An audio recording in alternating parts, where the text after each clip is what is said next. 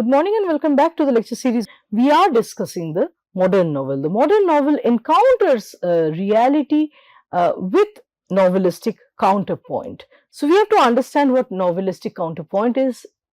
Novelistic counterpoint is it involves philosophy and dream as a move away from the reality. The narrative counterpoint happens through freeing the narrative from the grips of too much of reason and the rational. It can happen through an oniric description that gives free rein to the both the novelist and the reader's imagination and recourses to dream. I was talking about the modern society up to a point, after a point, becoming impossible, becoming intolerable. So the human is diminished, the agency is nowhere. One has to recourse to dreams, one has to recourse to fantasy, unless, as in the Kafkaesque situation, one finds that the dream, the private spaces are also being, policed, they are also being thwarted. So human freedom, human will is under threat from different external determinants, but it still tries to break the rein. It still tries to unleash itself. Dream is a great way of taking on the modern way of existence and the modern art through through appealing to the unconscious. So dream is a great way of taking on the modern way of existence and expressing the modern art through appealing to the unconscious. However, Milan Kundera also insists that dreams should not float around the narrative like islands, like isolated, entities. They should be interspersed with the core function of the novel, which is chasing the question of existence, chasing the question of the fleeting, ever fleeting question of the human self. So, and this self, this understanding of self, examination of self cannot be adequately done, unless we root ourselves also to the reality. It cannot happen decoupled from reality. So, we recourse to dreams only to intersperse these dreams with the core function of the novel, which is discovery, understanding, unraveling of the question of existence and self. And this self also has its roots in the reality. So dreams coupled with reality enable us to understand the self. The dream and the reality can be juxtaposed and confronted with one another, and that's where we have the the modernist novels effect of a staccato, a kind of very untraditional, unconventional juxtaposition, where at one moment we are here and at the next moment we are there. This also speaks to our earlier discussion on stream of consciousnness, how an individual psyche can inhabit, two worlds simultaneously. So novel's agency lies in imagination. Every novel seeks to grasp the meaning of the self. It emphasizes individual action, which brings to the fore one's intention. What is the intention of the characters, and thereby what is the intention of the novelist who is creating these characters, who is chasing these characters to their destiny, to their future. So action can be treated as a mirror or a portrait of oneself. That is the psychological realist novel. Now, the modern novel, which is a step ahead, which revisits this assumption that action can always be the mirror of or a portrait of the self, goes on to say that self can also become evasive in action. Action is not always, and in fact, it could reveal the self less and less. In action, self can even become evasive, where a certain act opens up, for example, an aspect of one's persona that was previously not known to one's own self. That I'm capable of that. A shy person that acts very boldly, for example, in a given situation, That is the kind of, so the self is not a frozen category, it's in a state of flux. According to Milan Kundera, unlike the more old novelists, rationally accessible motives that give birth to an act always do not organically hold. So, the traditional style of writing novel was greatly driven by and had its onus on reason and rationality. What made the character commit such an act? There has to be a clear cut reason, like a mathematical equation. A clear cut causal chain of acts cannot, for example, sufficiently justify an odd act. Or a misadventure. It could be seen as an adventure or a misadventure, such as suicide, right? How do we understand suicide or any other adventure or misadventure? Only through a clear cut causal chain of acts. Not all acts are results of mathematical equations, and therefore they do not give, give in to predictability. Can we give ourselves or others the right reason for our own or others' acts always? Milan Kundera explains acting on impulse. As an example, he brings in Anna Karenina's suicide, where how she comes to meet her lover Vronsky at the last moment, but throws herself under the train, and she is acting on a sudden impulse here. So a part of her unconscious is suddenly revealed to the reader. Her possibility, what she is capable of, is suddenly revealed to the reader, something that the reader was not prepared for. This is also how characters act. This is also how humans act. So rather than a senseless act, the suicide can be seen as an act that cannot be really comprehended, which does not give in to comprehension through rationally apprehensible causality. So this comes after this. How do we say what precedes suicide? What does a suicidal person do just before committing the act? There is no clear-cut answer. There is always a hidden subterranean order, functioning beneath our logical self, which influences our decisions.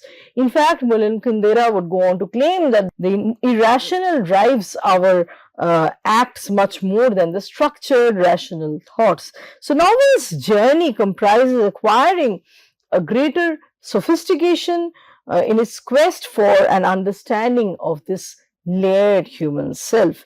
So, going back to the 18th century epistolary novels, right, where confessions are happening through letters, we are confessing, we are thinking aloud through our confessions in an epistolary form, in the form of writing a letter. They are most certainly very, very simple. They primarily emphasize confession of thoughts and feelings that are very premeditated, very structured, and that are very conscious of the reader's gaze, how they present themselves, how the confession presents itself to the reader. This entire writing is very conscious of the reader's gaze. It is very, conscious of how it wants the reader to think. It's very obsessed with controlling the reader's thought process. So these confessions, thoughts, and feelings that we find in 18th century novels, are facets of self that are reflected in letter writing, which can be very, very, predetermined, very, very pre-given. So the character's confession, the aspect of one's self that emerges through this confession is already frozen, it is ossified, it is decided from beforehand. There is no discovery as such. Balzac models his works, memoirs of the two young wives, on this epistolary form, the epistolary novels, such as Samuel Richardson's Clarissa, which is the longest English novel and perhaps the first psychological novel, and its French offshoot, Jean-Jacques Rousseau's Julie or the New Hellos. So these are all happening in mid 18th century, right? Later works probe facets of the inner life that do not immediately give way to confessions. Human beings are more difficult than that. The novel becomes aware of its own several inadequacies, limitations. So it knows that this quest of self will perpetually end in some way or the other, lead to some sort of dissatisfaction, frustration, if not outright defeat. So, James Joyce's microscopic readings of human characters break the inner lives down to an atomic commonality where all the souls are alike. This once again takes us back to the greatest archetype when we talk of the archetypal reading of any artwork. The greatest archetype we know is the transcendental self. Uh, we are reminded of this transcendental self when Joyce talks of this atomic commonality to which all human self can be broken down, where all souls, in the end, deep down, are alike. And to just extend this further, all the souls are image of the God. Though not all react in the same way to give to us, though all not react to the same way to a given situation, one can still identify with the other's action. One's actions are identifiable to the other. So one sees that in this situation, I would have reacted in the same way or in a similar fashion. It is one of the possibilities of existence for the reader too. Maybe we have not been subjected to a similar situation, or we would have reacted like this character. It keeps happening to the readers. It's very common, thinking when we are reading a novel. So deep down, we are quite the same. When further unfurled and further unraveled, the human self at the root is quite the same. So Kundera says that post World War I, we do not live in a localized world. Life is dictated by inescapable external conditions that are all pervasive and universal. As one's individuality is threatened, existential questions are raised. Questions such as, who is me? What part of myself is me? Is my appearance me? Is my thinking capacity me? And so forth. So the self in a post-World War I world is in an existential problem. There is a constant existential crisis because it is no longer a congruous and an organic whole. A human character could have so many internal contradictions that do not get resolved. A human character could be made up of traits that are arbitrary. So they sit side by side within the same human being. However, they do not gel very well. They do not traditionally go together in a contiguous fashion. So, and hence, these different aspects within the same human are unstable, and they do not complete the human. They do not supplement one another, and they do not complete the human. The fragmentation remains. The fragmented, identity defines the modern self. The roles of the novel and the novel's author is in trying to understand this fragmented, broken condition of being. The novelist is trying to fathom what is going on inside the character's head rather than creating the character a priori.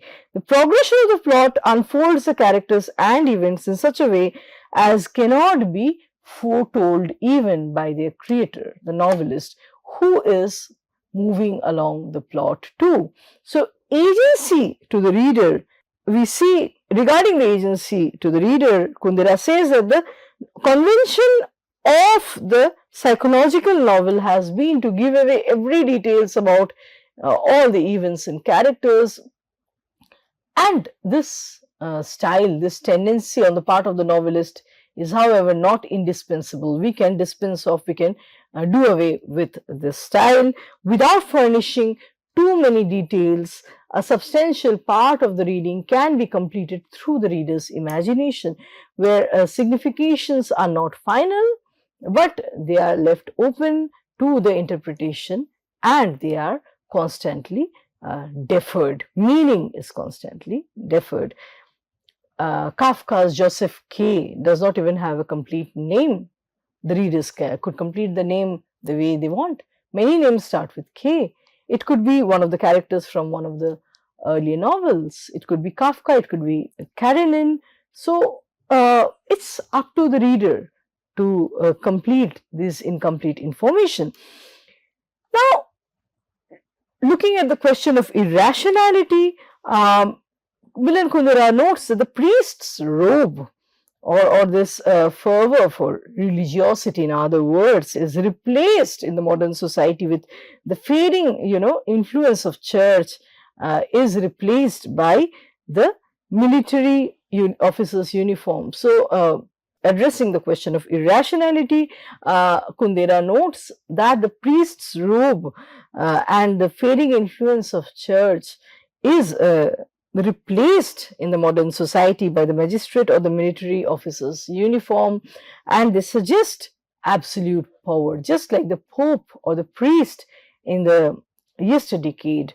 The military power, the magistrate, the political power suggest absolute control in the modern times. Absolute power and unquestionable vice grip has a stupidity about it, according to Kundera. There is an inanity and a hollowness about it.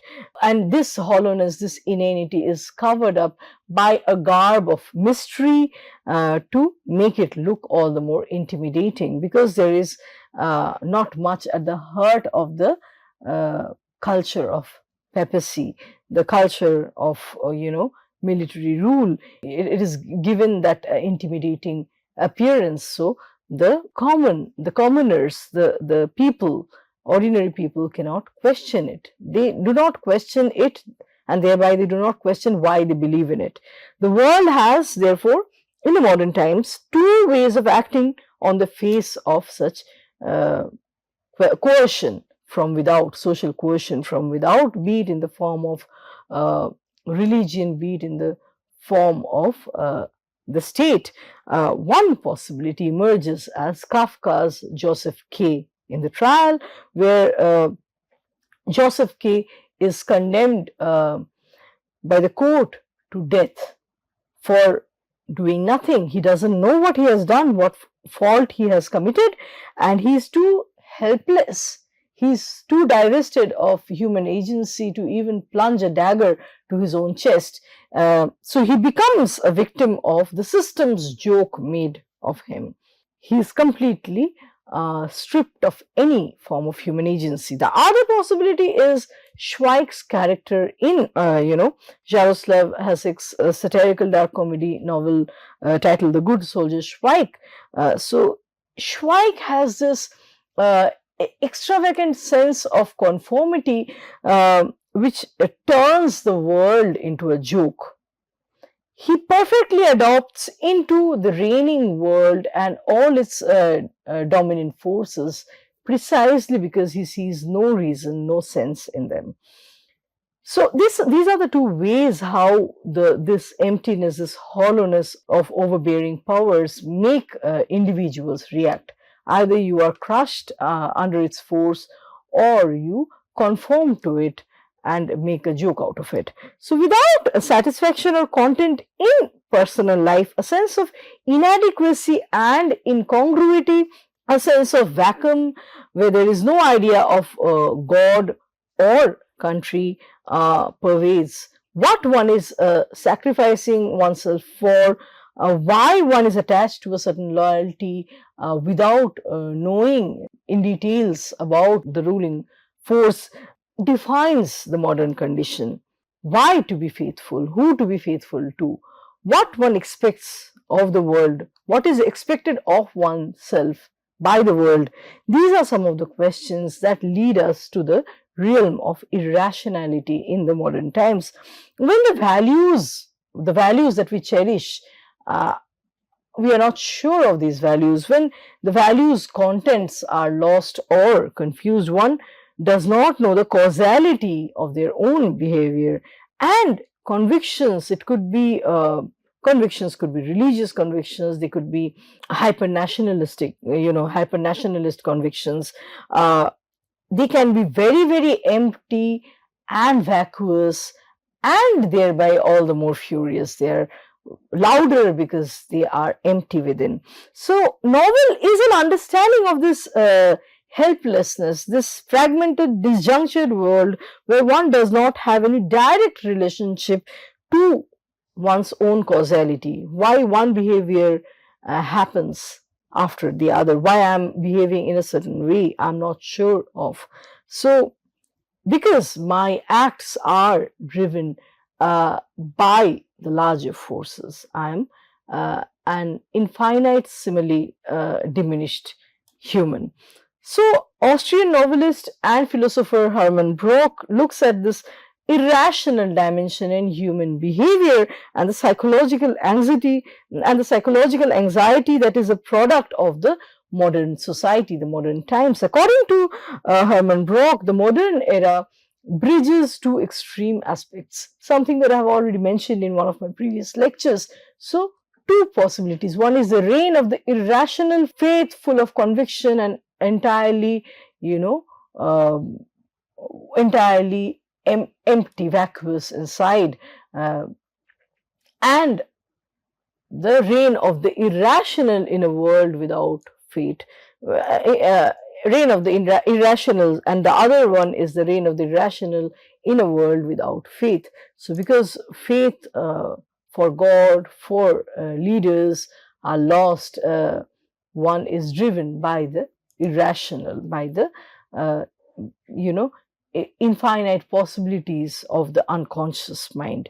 The novel's theme should keep coming back through the method of digression and should intersperse with the stories. This is something I was also talking about in my earlier lecture, how the theme is overbearing and continuous.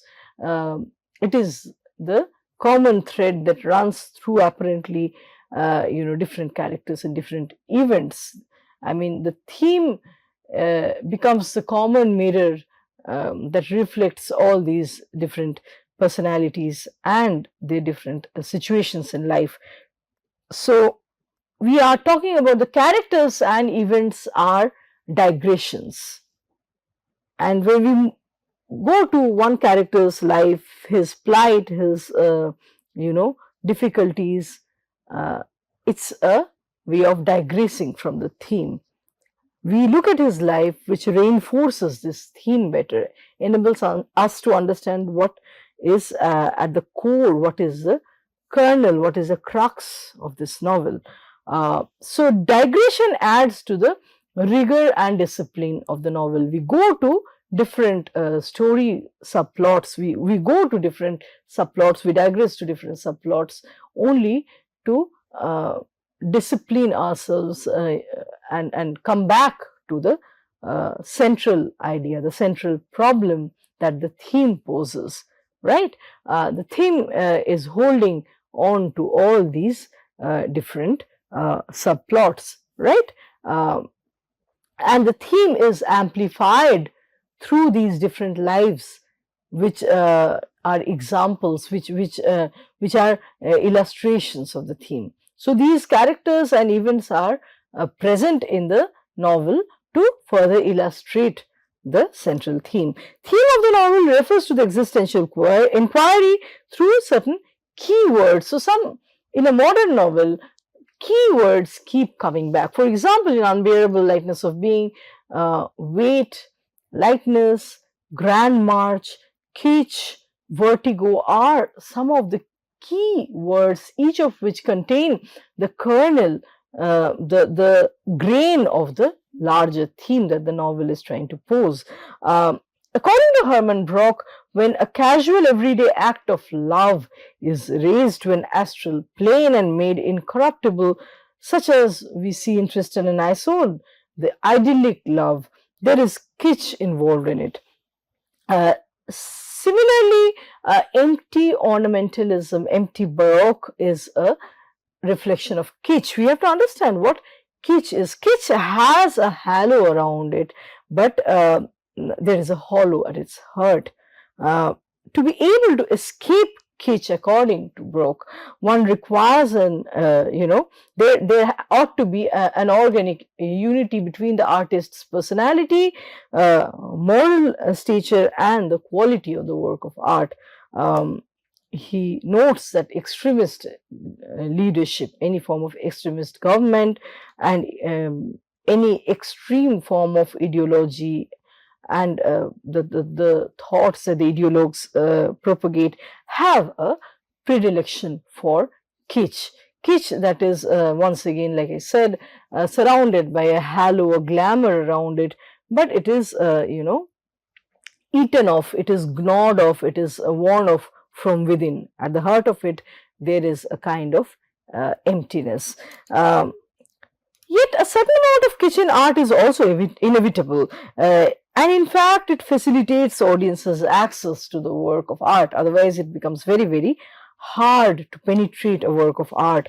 It forces the audience in a way to go with the artist by subjecting itself to specific conditions. So when we think of melodramatic films such as Gone with the Wind, it appeals to the emotions and sentimentality of the audience at once, and it does so through catering to the masses needs, and so such a artwork, informed by kitsch, progresses very smoothly, very continuously, with a minimal variation. So, in a novel's plot, exaggerated coincidences are pass, and they are in bad taste, according to Milan Kundera. They make for farcical excesses. So, improbability, unprecedented happenstances, and encounters are not naive or clumsy, but the skilled reader, the modern reader, has to acquire the skill of accommodating them, because that is how life works. Like life, the modern life, novel is meant to amaze and astonish us and take us unaware. So when happenstances are seen in Don Quixote, one of the earliest form of, in fact, the earliest novel, these happenstances in Don Quixote are meant to amuse us rather than formally make a realist attempt to simulate reality. It has, it has already taken off the planes of reality, of its immediate Renaissance society. So it is through happenstances, through coincidences. It is not even commenting on reality in Don Quixote.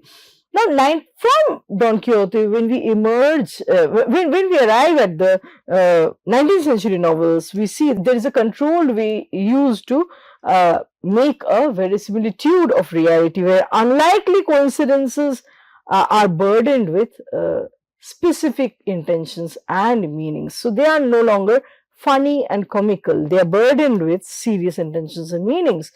Coincidences, they are premeditated devices in the plot. Now, 20th century inherited itself from this tradition, this burden of 19th century.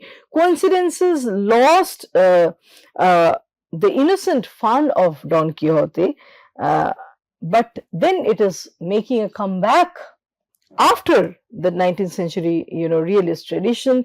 We see the coincidence making a comeback, if not through the innocence of Don Quixote, then through burlesque, fantastic, and the parodic.